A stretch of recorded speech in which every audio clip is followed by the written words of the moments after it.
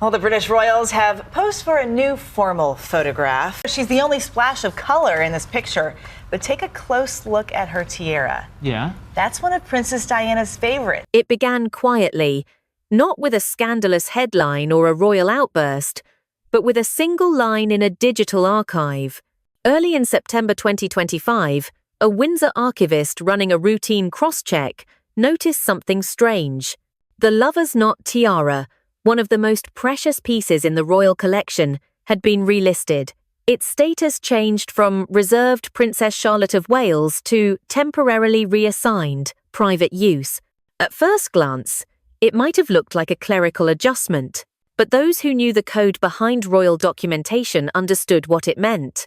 That tag is used only when something leaves its assigned custody, one palace source later explained. It means the tiara was physically moved, not just reclassified. The lover's knot tiara was no ordinary heirloom. Created in 1914 for Queen Mary, the piece had long symbolized the endurance and emotional burden of royal womanhood. Its arches of diamonds and hanging pearls were unmistakable. To the public, it was the crown that Diana wore when she was most luminous and most alone. Inside the palace, it had another meaning: continuity. It had been set aside for Princess Charlotte, Diana's granddaughter, as a future inheritance, a bridge between generations, and a silent promise that her grandmother's story would never be erased. But by the first week of September, that promise had been disturbed. According to a senior aide familiar with the matter, the reclassification was traced to the Queen Consort's private office. The justification: temporary inspection and restoration. No press notice, no internal memo, and no authorization from the Wales household. The move raised eyebrows, not because restoration was unusual, but because of which piece had been chosen. "It's not just jewelry," one insider whispered. "It's Diana's ghost. Touch it without the right intent, and you awaken the past." By September 5, the tiara had reportedly left Windsor for a discreet Mayfair jeweler known for servicing royal pieces. The jeweler, contacted later by the press, declined to comment. But what drew attention wasn't the transfer itself, it was the timing. The royal calendar showed no upcoming state occasion requiring such preparation. There was no banquet, no televised ceremony, nothing that would justify the lover's knot being taken out of its case. Then came the first leak. Late on the evening of September 6, a confidential message circulated among a handful of palace staff. It claimed that Queen Camilla had personally requested the tiara's inspection, citing her interest in its condition and historical display potential. The phrasing, though formal, left little doubt. The Queen Consort wanted to handle the piece herself. To many within the royal system, it was an uneasy echo of an old pattern, moments when boundaries blurred between the institution and the individual. "Camilla has always believed in reclaiming symbols," said one longtime observer. But the lover's knot is not just a symbol, it's sacred territory. The next morning, Kensington Palace received a quiet notification through back channels. Catherine, Princess of Wales, was informed that one of the heirlooms designated for Charlotte was under evaluation. She reportedly paused, asked a single question: "By whom?" and received no answer. Within hours, the palace corridors were alive with speculation. Some staff dismissed the change as a temporary mishap, others sensed something deliberate. "No one moves that tiara without reason," said an archivist, who had handled royal inventories for over 2 decades. "It's the kind of item that carries history in its setting. You can feel the weight of it, almost like it breathes." By September 7, the tension had reached a quiet boil. The Wales team requested access to the updated documentation, but the file was suddenly marked restricted. For those inside the palace, that was the clearest sign something was wrong. Restricted is code for contain the leak before it leaks. Meanwhile, external observers began to notice the smallest of shifts. At an official event in London that week, Queen Camilla appeared in high spirits, wearing a modest sapphire brooch and smiling easily for photographers. Catherine attended separately, serene as ever. To the public, the images told a story of harmony. But to those who knew what had just happened behind the scenes, they looked like stills from a Cold War. Two queens, one silent crown between them. By the end of that first week, insiders confirmed the worst. The tiara had not yet been returned to its vault. And in royal circles, delay is never accidental. The last time an heirloom went missing, it stayed missing for months, one source recalled grimly. But this is different. This one has Diana's name on it. And everyone knows that name still haunts this palace. A quiet memo circulated through the upper corridors of the royal household that Sunday night, dated the 8th of September 2025. It contained a single line, item temporarily unaccounted for. Location under review. No further comment to external media. To the outside world, nothing seemed amiss. The monarchy smiled, the cameras flashed, and duty continued. But behind closed doors, the story was already spreading, a murmur of discontent that began in the archives and would soon reach the throne. Because in Buckingham Palace, when an object like the lover's knot vanishes, it's never just about jewels. It's about history, and who dares to rewrite it. By the second week of September, the whispers had begun to take form. What started as confusion among archivists was now something darker, a secret that wouldn't stay hidden. Inside Buckingham Palace, staff spoke in coded language, lowering their voices even in empty corridors. The item, they called it. Never the tiara. Never Diana's piece. On September 9, a new message began circulating through a private group chat used by royal household assistants. It contained a single image, grainy and dimly lit, apparently taken at a family dinner in Wiltshire. At the centre of the frame was Lola Parker Bowles, Queen Camilla's teenage granddaughter, smiling beside her grandmother. But it wasn't the smile that drew attention, it was what glittered above her head. The unmistakable diamond arches and swinging pearls of the lover's knot tiara. Within 15 minutes, the image was deleted. But by then, screenshots had already been saved, forwarded, and whispered about. "You can't mistake it," said one palace attendant who saw the original. "There's only one tiara in Britain that looks like that, and it's not hers to wear." By morning, the internal messaging channels were locked down. Security teams reminded staff of the Royal Confidentiality Code, warning of digital breaches and unauthorized sharing of imagery. The phrasing itself confirmed what many already suspected: the photo was real. For Queen Camilla's office, the crisis was immediate. An aide reportedly claimed that the tiara had been brought to the family dinner for inspection only, and that Lola merely tried it on for amusement. Yet, even that explanation felt tone-deaf. The lover's knot was not a costume piece. It was a symbol, bound to the memory of Diana. And allowing someone outside the royal bloodline, even family by marriage, to wear it carried the sting of disrespect. By September 10, word reached Kensington Palace. Catherine, upon being shown the image, said nothing at first. According to one source, she studied it in silence, eyes fixed on the pearls, then simply closed the phone and handed it back. Her expression didn't change, the aide said later, but you could tell something inside her had. Outside the palace walls, the leak began to ripple through the media underground, small royal gossip accounts, private telegram groups, and insider newsletters. By the 11th, the term "the knot affair" began trending quietly online, disguised as speculation about a disputed royal heirloom.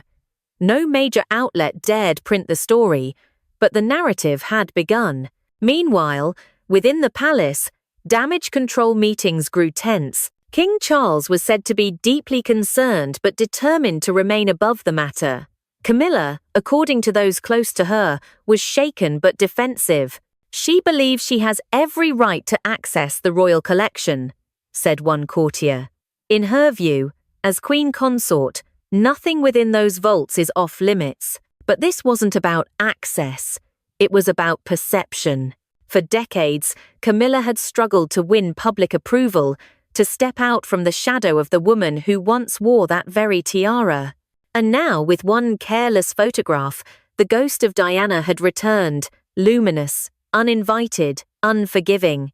The following evening, the king hosted a private dinner with senior courtiers at Clarence House. There were no leaks from the meeting, but the tone of the next day's palace communications said enough.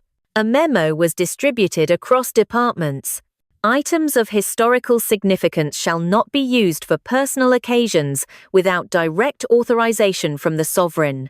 It was as close to a reprimand as the monarchy ever puts in writing. Still, the image refused to die.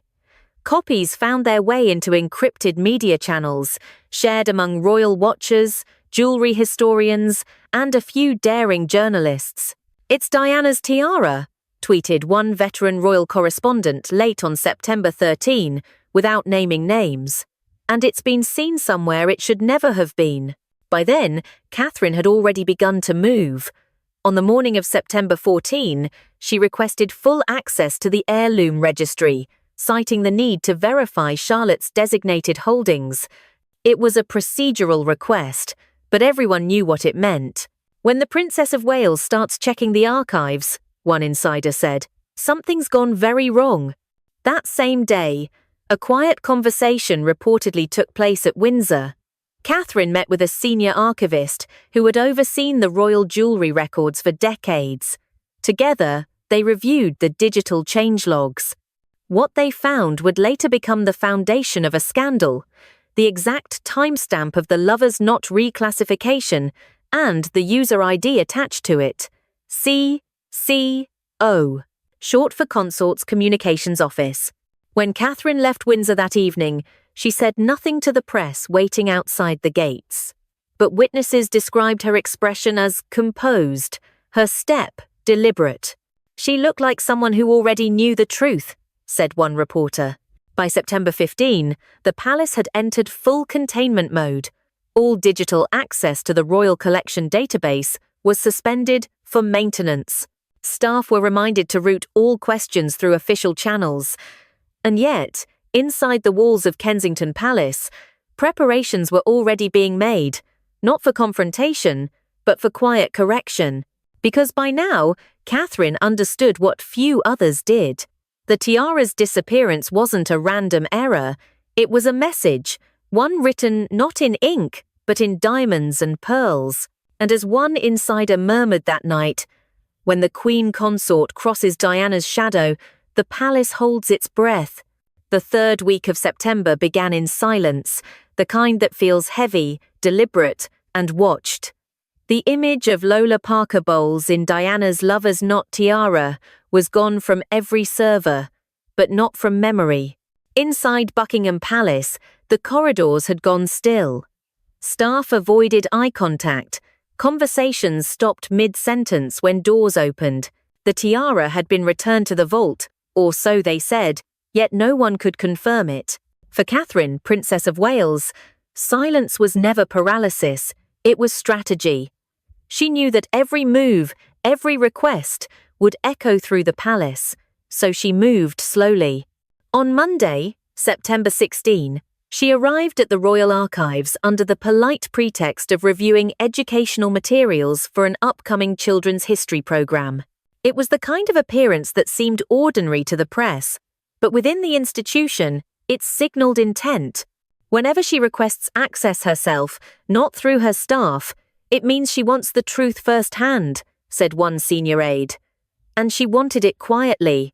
The archive building at Windsor, lined with decades of family records and jewel inventories, had its own rhythm, the click of catalogue drawers, the soft hum of climate control. But that day, tension cut through the calm. Catherine was escorted into the restricted wing, where the jewellery ledgers were stored. What she found confirmed her fears. The digital entry for the Lovers Not tiara had indeed been edited. The original record, logged in 2016 shortly after Charlotte's birth, clearly read, "Reserved for the Princess Charlotte of Wales, future heirloom, not to be loaned or reassigned." But the latest version, dated the 4th of September 2025, carried a new designation, for current royal use, Queen Consort's office clearance required, and the signature line was blank. That omission was telling. It's the absence of a signature that screams the loudest, a former royal archivist explained. If no one signs, it means no one wants to be caught owning the decision. Catherine printed the log entries, folded the papers neatly, and placed them inside her handbag. She thanked the archivist and left with the same composure she had entered. Witnesses described her as serene, but sharper than usual, like a blade under silk. Later that afternoon, back at Kensington Palace, she shared what she'd found with Prince William. According to a palace insider, he read the report twice without speaking, then said only one thing: "We'll fix this, quietly." But nothing inside Buckingham Palace stays quiet for long. By midweek, news of Catherine's visit to the archives had reached Clarence House. Camilla's aides dismissed it publicly, a misunderstanding exaggerated by gossip, but privately, they were alarmed. When the Princess of Wales starts looking into paperwork, it means she already knows the answer. One of them admitted off record. Meanwhile, Catherine's circle began piecing together a timeline. The Tiara's transfer form had been processed through the consort's communications office on September 2.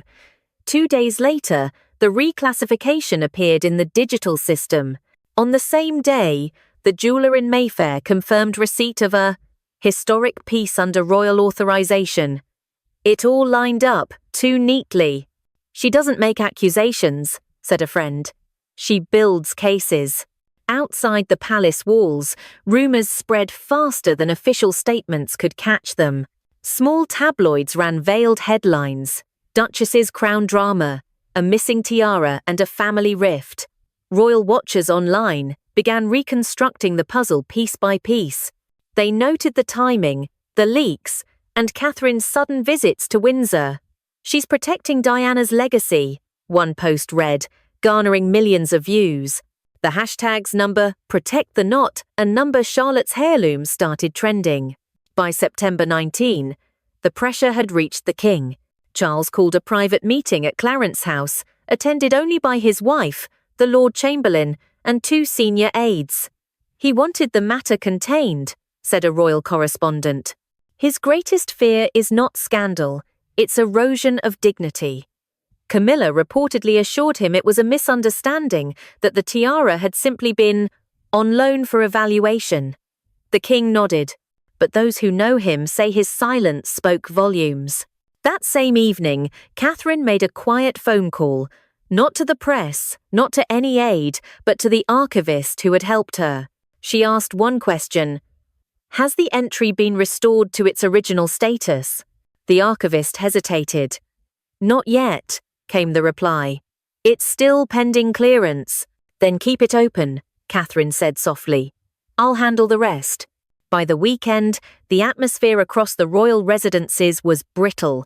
Every movement felt observed. Staff carried on as usual, but under the surface, alliances were shifting. Those close to the Queen Consort began distancing themselves from the incident, while members of the Wales household worked longer hours behind closed doors.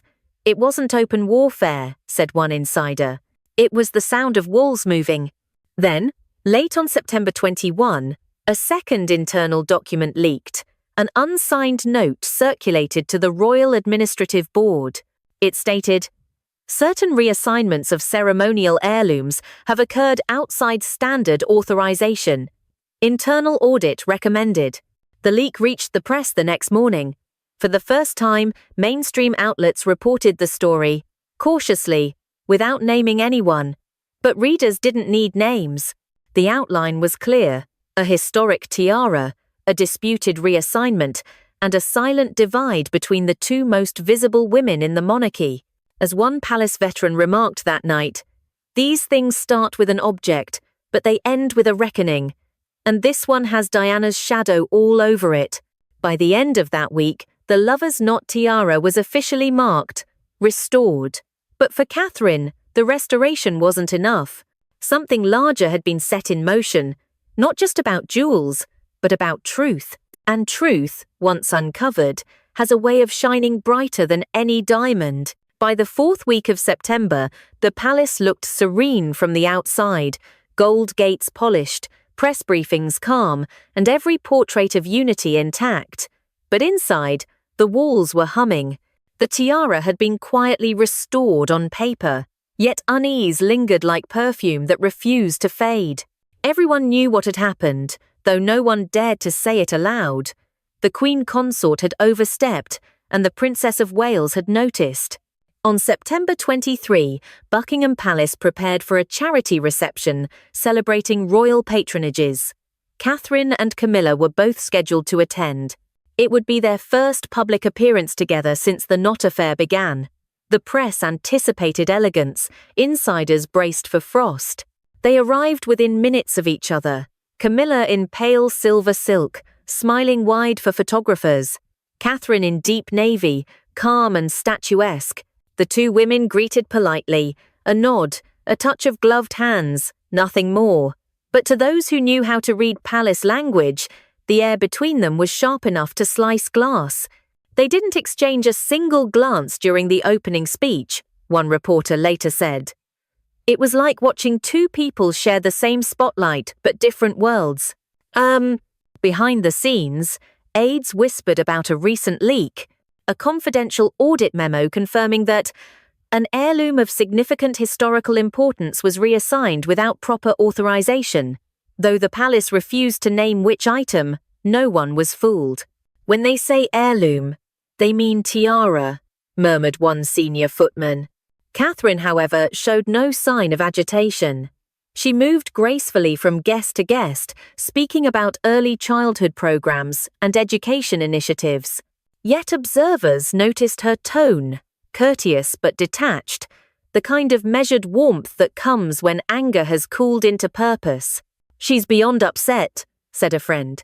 She's strategic now. Meanwhile, Camilla's team scrambled to repair reputational damage.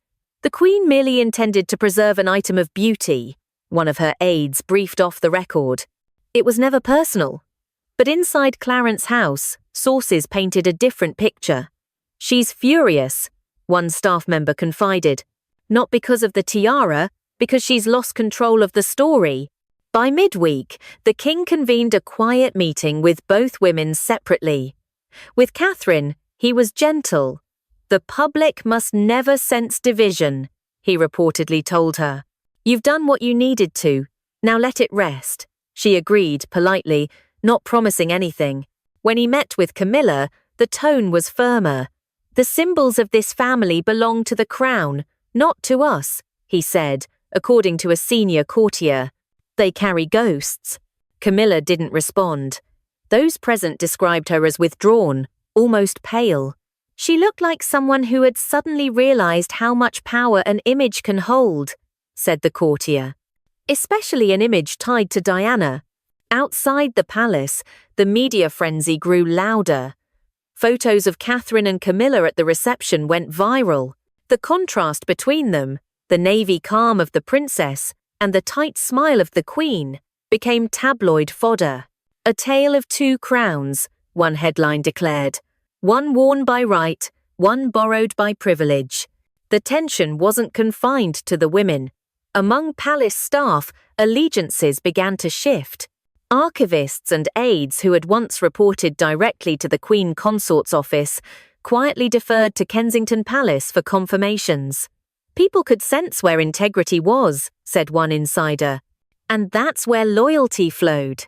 On September 26, a second leak hit the press. A source described the Wales team's internal investigation into heirloom records, hinting that multiple reassignments had occurred, not just one. The report named no items, but speculation exploded. Bracelets, brooches, even earrings once linked to Diana. Each piece became a story. Each story a symbol of the monarchy's most fragile truth. Memory has power, and not everyone can control it. By the evening of September 27, Clarence House went into lockdown. Communications were filtered through legal advisors, and all jewellery loans were suspended pending policy review. For royal watchers, The phrase was code for damage control. Meanwhile, Catherine continued as if untouched. On September 28, she visited a children's hospice in Reading. Dressed simply, she carried no visible jewellery except her wedding ring, the sapphire once worn by Diana. "It wasn't accidental," said a royal commentator. "She was reminding the world, gently, who carries the real legacy." Then, on September 29, another small but crucial event took place. Late that evening, at Windsor, a convoy arrived discreetly from Clarence House. Security cameras recorded it entering the private courtyard near the archives. By morning, the lover's knot tiara was back in its vault, confirmed, sealed, documented. The transfer form this time bore 2 signatures, one from the Lord Chamberlain, the other from the Princess of Wales. No announcement followed, no apology was made, but in the silent grammar of the monarchy, the gesture spoke louder than any press release. One court insider described the moment simply, "Camilla blinked, Catherine didn't." And so the week closed, 2 women performing unity for the world while redrawing the lines of influence behind palace walls. As one observer put it, "The tiara is home again, yes, but you can't unsee who it tried to visit." The monarchy moved forward into October with its official poise intact. Yet within the palace, a quiet truth lingered. Every gem has its shadow, and this one had just chosen its side. By the last days of September, the palace's silence had turned from strategy to survival. The lover's knot tiara was officially returned to Windsor, but the aftershocks rippled through every level of the royal household. Behind the formal statements and polished smiles, there was damage no document could hide. For weeks, the monarchy had treated the matter as a logistical misunderstanding. Now, with the artifact back where it belonged, the question shifted from where the tiara was to why it had moved at all. Inside the archives, an updated record confirmed its re-entry, the same line restored, the same name reinstated. Reserved, Princess Charlotte of Wales. But this restoration did not erase what the world had already seen. On September 30, a palace insider leaked that the king himself had intervened. According to reports, Charles had quietly instructed his private secretary to close the loop before the matter reached Parliament's Cultural Committee, which had begun inquiring about unauthorised transfers of royal heritage. The order was brief: return it, fix the record, say nothing. Within hours, the tiara was locked once again in its case. Yet the crisis wasn't over.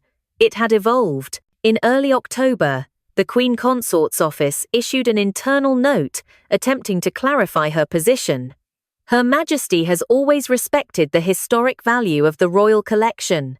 Any misunderstanding regarding ceremonial pieces has now been fully resolved. The language was sterile, almost bureaucratic, but for many within the palace, it sounded like resignation. "She knew the perception couldn't be undone," said one courtier. "Even if it was only borrowed, even if it was innocent, the act looked entitled. It reopened every old wound the institution tried to bury." Meanwhile, Catherine kept her silence. Publicly, she appeared composed, focused on her duties. On October 2, she attended a children's charity event in Liverpool. The cameras caught her wearing minimal jewellery, only pearl earrings and her sapphire engagement ring. To the untrained eye, it was modest. To royal watchers, it was deliberate. She was sending a message, one commentator observed, that the jewels don't define her, integrity does. Inside the palace, whispers continued. Some aides close to Camilla insisted she had done nothing improper. Others quietly admitted this was not the first time she had blurred the line between use and ownership. One recalled a similar incident years earlier involving a Queen Mary brooch that had temporarily disappeared from the Fectin discrete collection. That one was smoothed over quickly, the source said. But the tiara, that was different. It carried ghosts. Outside, the public narrative was shifting. British tabloids, emboldened by the online frenzy, began hinting at a royal correction behind the scenes. Opinion columns described Catherine as the quiet protector of legacy, and Camilla as the queen who borrowed too freely. Social media, once divided, had chosen its heroine. The hashtags number Justice for Charlotte and number The Crown Remembers flooded timelines, accompanied by side-by-side images of Diana in the lover's knot and Catherine in her understated pearls. The monarchy's women, one viral post read, "Are fighting wars history never forgot." By October 4, the tension reached its final stage. Formal containment. The king, exhausted by the week's headlines, held a private meeting at Sandringham. Both women were invited. No aides. No advisors. According to one palace source, the atmosphere was tight but civil. Charles began with calm authority. "We can't afford fractures," he said. "What's past is past. The item is home. Let's leave it there." Camilla agreed first, quietly. Catherine nodded. It was done, at least on paper, but those present later described an unmistakable current beneath the surface, a shift in respect, subtle but irreversible. "The king wanted closure," said the insider, "but closure only works when trust survives." And trust didn't. When the meeting ended, Camilla left through a side entrance, declining the photographers waiting by the main gate.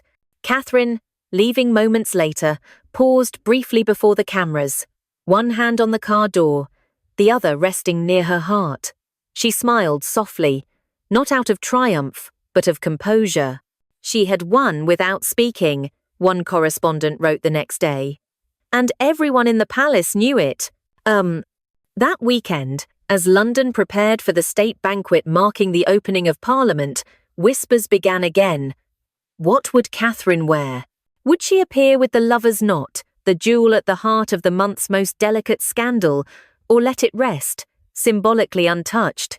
The answer came not in words, but in silence.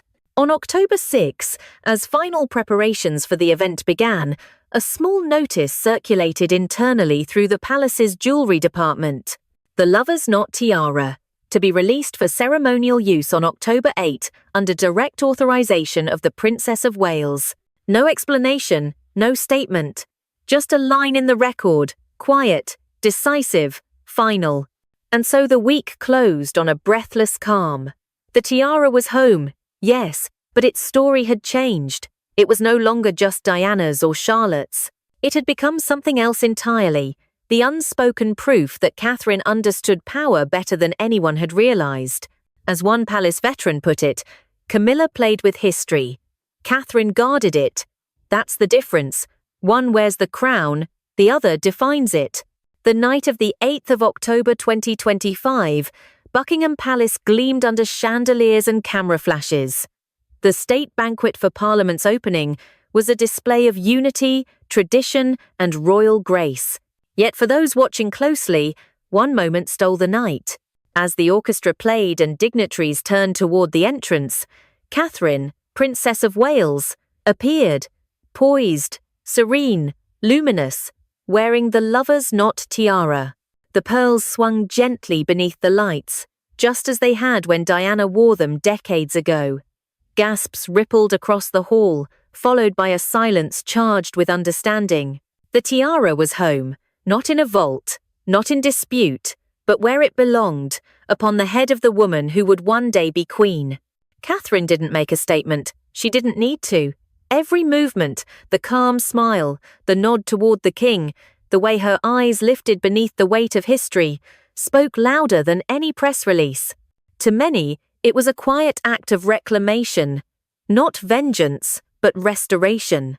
She wasn't punishing anyone, said one guest later. She was reminding them that legacy has guardians. Across the ballroom, Queen Camilla watched. Her expression was unreadable, composed but still. In that reflection of light and pearls, something deeper passed between the two women. Not anger, not triumph, but acknowledgement. They both understood the price of survival within the monarchy. When symbols are power, possession is politics. By the week's end, the headlines had shifted. The return of the people's legacy. Catherine reclaims Diana's crown. The public cheered the moment as poetic, the daughter-in-law protecting the grandmother's memory for the granddaughter's future. Inside palace walls, things fell quiet once again. The documents were sealed, the rules rewritten, and the tiara rested behind tempered glass, its glow untouched, its story eternal. For the first time in years, the monarchy had witnessed not scandal, but restoration through silence. Because sometimes, revenge doesn't roar, it glitters. And for the people watching across the world, it was more than fashion, it was history folding back into place. Thank you for watching the video. If you believe legacy should never be stolen, hit subscribe and stay tuned, because in the royal world, every jewel hides another secret, and this was only the beginning.